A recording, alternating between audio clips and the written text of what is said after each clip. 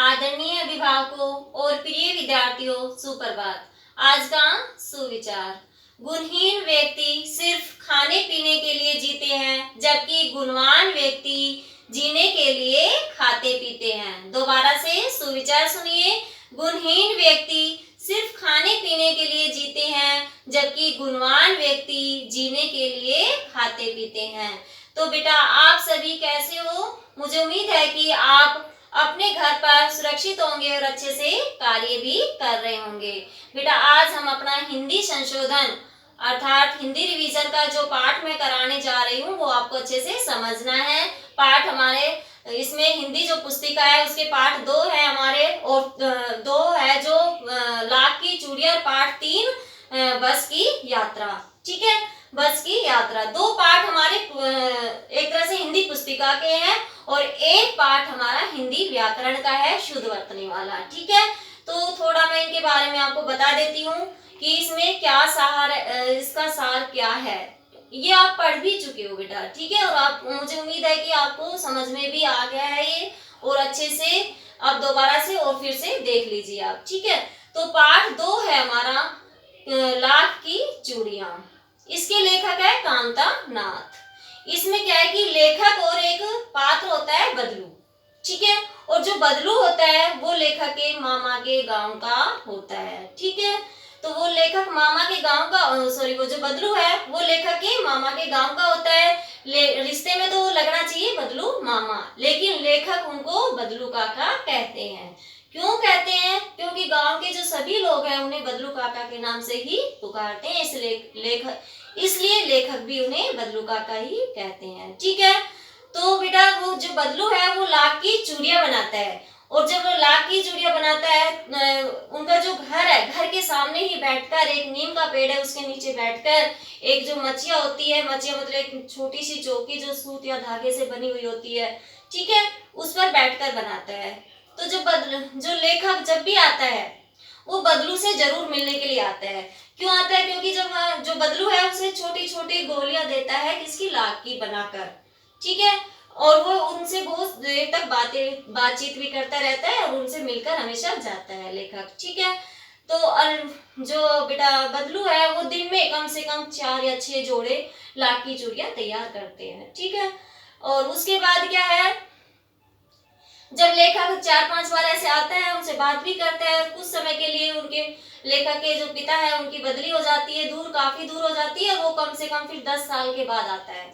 10 साल के बाद आता है तो फिर क्या है कि वो उसके जो मामा की लड़की है, बारिश का मौसम होता है, ठीक है, तो उस समय वो क्या है कि वो नीचे गिरकर उसके हाथ में जो कांच की चूड़ी होती है वो उसमें हाथ में चुभ जाती है और वहां से खून निकलने लगता है। तो फिर उसको एकदम से ध्यान आता है, उस चूड़ी की तरफ ध्यान जाता है, तो उसको एकदम से लेखक को बदलू का ध्यान आ जाता है। क्यों आता है? क्योंकि वो हमेशा लाख की चूड़ियां बनाता था और उनके पास मिलने भी जाता था। तो जैसे ही उसको ध्यान आता है तो लेखक को वह उनके घर पे जाता है। किनके घर पे? बदलू के घर पे मिलने के लिए। तो जैसे ही वह जाता है तो देखता है कि वहाँ बदलू ने अपना जो काम धंधा शुरू कर रखा था वो सब कुछ बंद कर रखा है। क्योंकि बेटा उस समय पहले तो लाख की चूड़ियां ज्यादा चलती थी, अब कांच की चूड़ियां ज्यादा चलन में है। ठीक है बेटा, और बदलू एक तरह से ना जो चूड़ियां बेचता था वो पैसों में नहीं बेचता था, वो एक वस्तु विनिमय के द्वारा बेचता था। वस्तु विनिमय क्या होता है? जो वस्तु के बदले में वस्तु दी जाती है, इस तरह से वो चूड़ियां बेचता था। कहने का अर्थ है कि वो जो गांव के लोग ज्यादातर उनके हाथ की बनी हुई चूड़ियां ही पहनते थे, और वो मतलब गेहूं या कुछ ऐसी चीज उनको देकर जाते थे और चूड़ियां ले जाते थे। लेकिन वो कई बार ऐसे भी करता था कि वो उधार भी दे देता था चूड़ियां, लेकिन शादी विवाह में तो वो पूरी अपनी कसर निकाल ही लेते थे। ठीक है, उनसे मतलब जितना एक तरह से शादी विवाह में वो जो भी मांगता था सभी उनको दे देते थे, और साथ में उनको उनकी जो पत्नी होती थी उनके लिए कपड़े वगैरह भी देते थे। ठीक है, तो इस तरह से उनका ये सारा एक तरह से धंधा था, पेशा था, क्योंकि वो बेटा मनिहार था। ठीक है, और जो लेखक है बदलू बदलू जो काका है वो लेखक को हमेशा लल्ला के नाम से पुकारते थे, हमेशा लल्ला कहते थे। जब वह आया उसके सामने, जब 10 साल के बाद जब फिर वह बदलू काका से मिलने जाता है तो वह उसे पहचान नहीं पाता, थोड़ी देर के लिए उनकी तरफ देखते रह जाते हैं। फिर कहता है कि बदलू काका आपने नहीं पहचाना, मैं हूँ जनार्दन। फिर वो बाद में कहता है कि लल्ला आप, फिर वो समझ जाता है। फिर मतलब वो बैठाता है उसको, अपनी बेटी को कहता है कि उनकी बेटी है रज्जा, रज्जो के नाम से। तो वो कहता है कि रज्जो बेटा इसके लिए रसीले या रस भरे वाले आम लेकर आओ। ठीक है, वो आम लेकर आता है तो देखता है कि उसकी जो बेटी ने वो जो लाख की चूड़ियां पहन रखी वो बहुत ही सुंदर पहन रखी थी। तो वो कहता है कि बेटा ये जो मैंने लाख की चूड़ियां बनाई थी ये मेरा आखिरी जोड़ा था, और ये जमींदार ने अपनी बेटी के विवाह के लिए बनवाया था, लेकिन उसने इसके लिए 10 आने ही देने के लिए कहा तो मैंने उसको मना कर दिया। तो इस तरह से क्या है कि ये कहा जाता है कि बदलू काका हार मानने के बाद भी हारा नहीं। एक तरह से इस तरह हमारे इस पाठ का सार था। हाँ तो बेटा ये तो था हमारा पाठ 2 लाख की चूड़ियां, इसका सार मैंने बता दिया है। आप देखिए बस की यात्रा। ठीक है, बस की यात्रा, इसके लेखक है हरिशंकर परसाई। कौन है? हरिशंकर परसाई। बेटा आपको जो भी पाठ, जितने भी पाठ कराए हैं उनका शीर्षक और लेखक का नाम या कवि का नाम जरूर याद रखना है। ठीक है, हमेशा याद रखना चाहिए, ये सब चीजें बहुत जरूरी है, और पाठ का सार भी आपको पता होना चाहिए। तो दूसरा इसमें क्या है कि बेटा 5 मित्र होते हैं जिसमें एक लेखक भी होता है। ठीक है, बस की यात्रा में 5 मित्र होते हैं जिसमें लेखक भी शामिल होते हैं। ठीक है, इनको अपना घर जाना होता है, तो वो घर जाते हैं तो उनके एक ही वो बस जो होती है वो सिर्फ एक ही बस होती है, और वो बस की जो स्थिति होती है, जो कंडीशन होती है वो बहुत ही खराब होती है। वो इतनी टूटी फूटी होती है कि कोई ये नहीं कह सकता कि ये बस भी चलती है। ठीक है, तो उन 5 को अपने घर जाना होता है, और उनका सिर्फ यही एक रास्ता था, उसके बस के द्वारा ही वो जा सकते थे। ठीक है, और कोई रास्ता ही नहीं था। तो जैसे ही उनके और जो उन 5 मित्रों के उनके दोस्त उनको छोड़ने आते हैं, एक तरह से हम कह भी सकते हैं कि ये व्यंग्यात्मक कहानी है। ठीक है, इसमें व्यंग्य ज्यादा किए गए हैं तो उस बस को देखकर, बस के ऊपर। ठीक है, तो जब उनके मित्र उनको छोड़ने आते हैं तो जो लेखक है उस बस को देखकर कहता है कि ये तो बहुत ही वृद्ध है, मतलब बहुत ही बूढ़ी हो चुकी है, बहुत ही पुरानी हो चुकी है। कहने का अर्थ ये है कि इसमें तो हमें बैठकर यात्रा न करके इसकी पूजा करनी चाहिए, ऐसे लेखक कहते हैं। फिर उनके जो दूसरे मित्र होते हैं वो कहते हैं, वो डॉक्टर होते हैं, वो चारों तरफ घूमकर देखकर वो कहते हैं कि ये बस एक तरह से विश्वसनीय है, ये हमें हमारे मंजिल तक पहुंचाएगी। ठीक है, तो बेटा वो जैसे ही 5 उस बस में बैठ जाते हैं और उनके मित्र उनकी आंखों में आंखें डालकर जो छोड़ने आते हैं वो ऐसे देखते हैं जैसे कि उनको हम अंतिम बार देख रहे हो। क्यों देख रहे हैं अंतिम बार? कि ऐसे लग रहा है कि जैसे कि वो उस बस में तो बैठ रही है, लेकिन ये नहीं पता कि वो सुरक्षित रूप से इस बस में अपने घर पर पहुंच भी पाएंगे या नहीं। ठीक है बेटा, क्योंकि बस की जो स्थिति थी वो थी ऐसी, एक तरह से बिल्कुल ही टूटी फूटी थी। तो वो 5 क्या है कि उस बस में बैठ जाते हैं, वो चल देते हैं अपने मंजिल के लिए या अपने घर के लिए। ठीक है, तो जैसे ही थोड़ी सी दूर वो जाते हैं, 10-20 मील दूरी तक वो चले जाते हैं, तो ऐसा लगता है कि वो बस धीरे धीरे अपनी स्पीड पकड़ती है। तो वो उनको महसूस तो होता है कि बस तो चल रही है, लेकिन वो उसमें जब बैठे हैं तो ऐसा लगता है कि जैसे कि वो सीट पर नहीं बैठे हैं, बल्कि सीट उसके ऊपर उनके ऊपर बैठी हुई है। ठीक है ना, ऐसा मतलब महसूस उनको होता है। तो इस तरह से मतलब बस की जो स्थिति देखकर वो सभी डरे हुए होते हैं, बाहर की प्रकृति का भी वो नजारा नहीं देख पा रहे होते हैं। क्यों नहीं देख पा रहे होते हैं वो? क्योंकि सारा ध्यान तो उनका बस के ऊपर होता है कि पता नहीं कब खराब हो जाए, कब रुक जाए, कब क्या हो, दुर्घटना हो जाए एक तरह से। तो इस तरह से क्या है कि बेटा जैसे ही वो अपने पास में ये पहुंचते हैं, गांव के पास या पुल के पास पहुंचते हैं, तो बस का क्या है कि एक टायर पंचर हो जाता है। ठीक है, तो वो क्या है कि एकदम से वो बस धीरे धीरे थी, अगर वो तेज गति में होती तो वो शायद लुढ़क भी जाती या पलटी भी मार सकती थी, लेकिन वो क्या थी, धीरे थी, तो वो आराम से रुक गई। और सभी घबरा भी गए थे वो देखकर इस तरह से, लेकिन जैसे तैसे करके उन्होंने वो टायर को चेंज किया और वो अपने मंजिल तक पहुंच गए।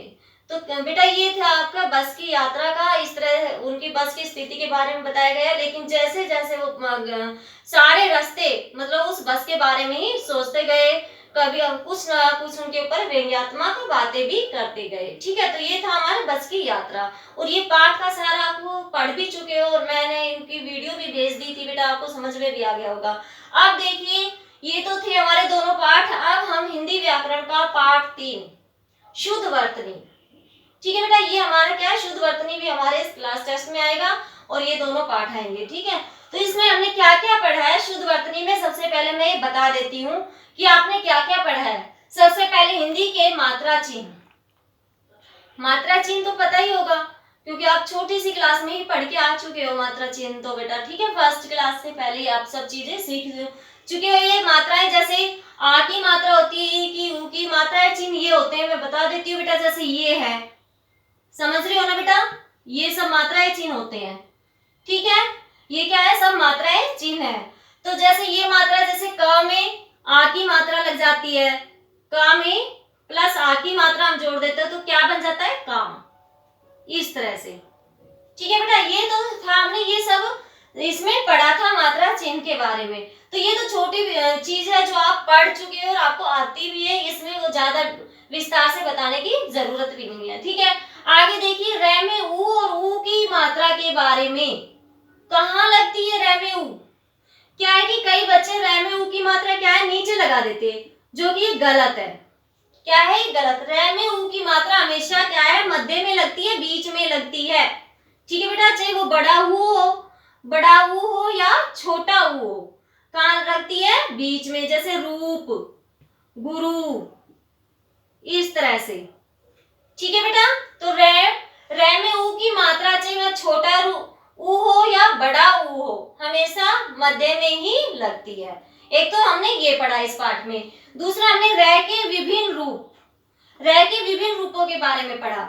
जैसे कि ये स्वर के पहले, ठीक है, ऐसे ही जैसे मैं बता देती हूँ मूल शब्द के, जैसे रे है, हमने ये तीन तरह से होता है, जिसमें बीच में भी आता है, अंत में भी आता है रे, और पहले भी, शब्द से पहले भी। तो सबसे पहले जैसे रात, ठीक है, शब्द से पहले जैसे रात, ठीक है, और बीच में जैसे गरम, और अंत में, शब्द के अंत में ये कार।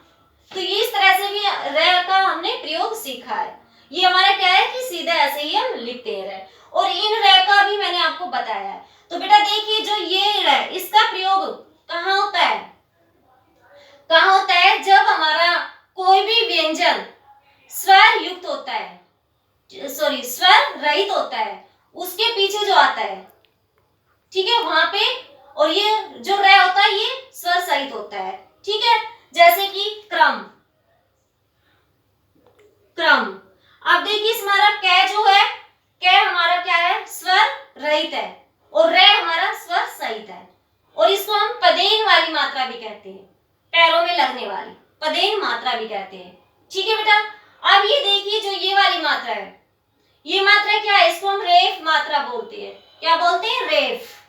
ठीक है, ये कब होता है, ये बेटा मैं बता देती हूँ, जब हमारा जो व्यंजन होता है स्वर सहित होता है, और उसके बाद जब इसका प्रयोग होता है तो वो इसमें ऐसे होता है। जैसे कि देखिए, कर्म, कर्म, समझिए। आप देखो, हमारा जो क है ये स्वर सहित है, और रे क्या है, स्वर रहित है। रे क्या है, स्वर रहित।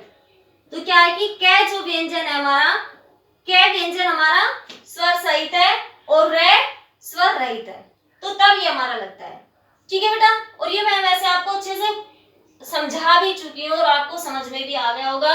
आप देखिए, ये वाली बेटा ऊपर, सॉरी, ये जो एक ट्री टाइप में नीचे लगती है, तो ये भी क्या है कि जो हमारा व्यंजन स्वर रहित होता है तभी इसके लगती है। जो हमारा टे वर्ग होता है, ट वर्ग, टे वर्ग हमारा ये होता है, ये ज्यादातर इसी में लगता है, टे वर्ग वाले में ही लगता है। ठीक है, गोलाई वाले जो अक्षर होते हैं उसमें हमारा ये इस रे की मात्रा लगती है। इसको भी हम पदेन बोलते हैं, इसको भी क्या बोलते हैं, पदेन। तो देखिए, टे में जैसे कि ट्रक, ड्रम, ट्रक और ड्रम।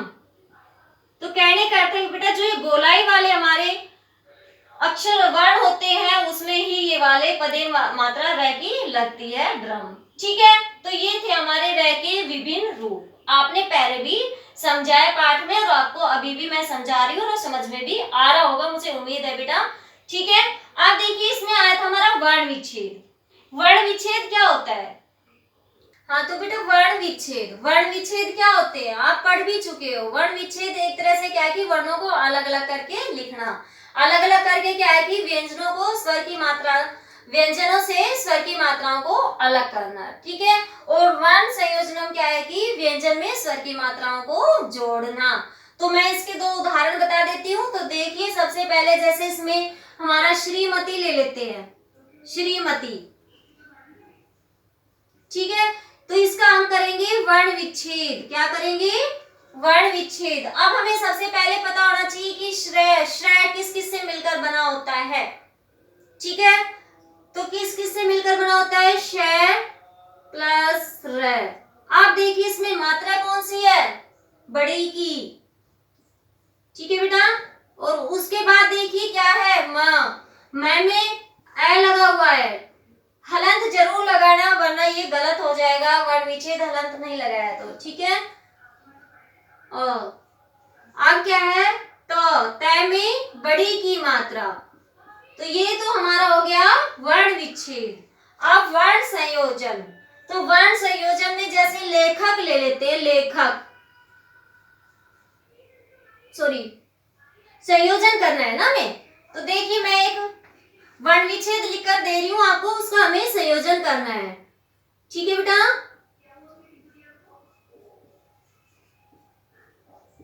तो ये है हमारा, इसको हमें क्या करना है? वर्ण संयोजन। तो देखिए बेटा ले में एक ही मात्रा, ले, ख, ख में ए लगा हुआ है, ख पूरा लिख देंगे, क, लेखक। क्या बन गया? लेखक। तो ये था हमारा, ये तो वर्ण विच्छेद बोलेंगे इसको तो, और इसको हम वर्ण संयोजन बोलेंगे, ठीक है बेटा। तो बेटा ये आपको समझ में आ गया होगा हिंदी का व्याकरण का भी आपका शुद्धवर्तनी में कि हमने क्या क्या चीजें पढ़ी है, और अच्छे से आपको ये पढ़ना भी है, समझना भी है बेटा, और इसकी एक्सरसाइज अच्छे से करनी है। क्लास टेस्ट के लिए बहुत अच्छी तैयारी करनी है। धन्यवाद।